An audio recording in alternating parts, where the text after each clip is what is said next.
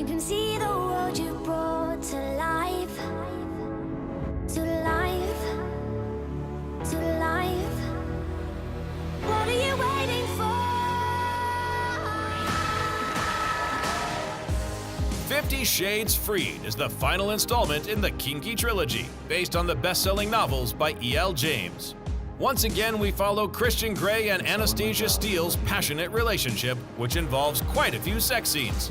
And even though this is already the third part, they're still challenging for the actors to shoot.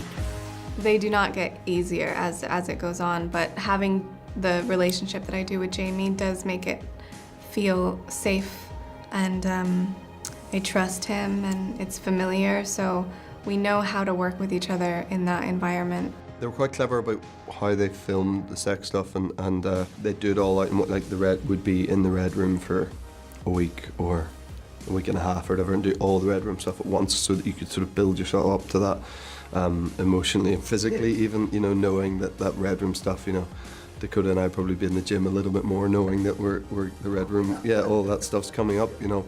So I think that was a clever way to approach it. You insist on defying me, Mrs. Gray. What should I do about that? Learn to live with it. Oh my God. I bought it for us.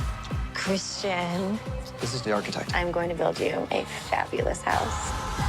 Please stop speaking of my husband as if I weren't here. Anna. You may call me Mrs. Gray. The 50 Shades films are an interesting case.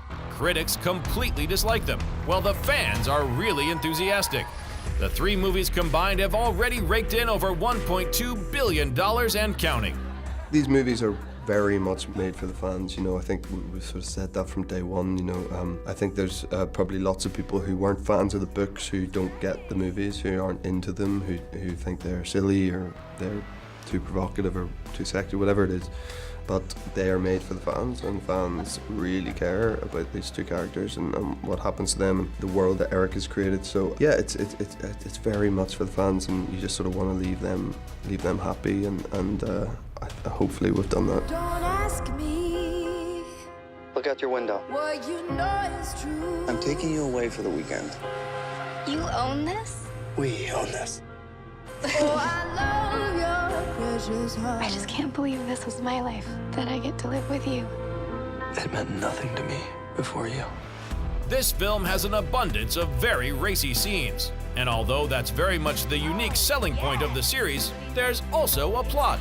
In this final installment, it looks like Anastasia and Christian finally deal with an old adversary. He plays a great villain. I definitely struggled a bit. It was horrible and mean, and you were amazing. And your tears and screaming was awful to look at all day long, because I felt horrible for doing it to you all day. It was awful. I felt like I'd finished work and just need a shower because I felt like a gross human being.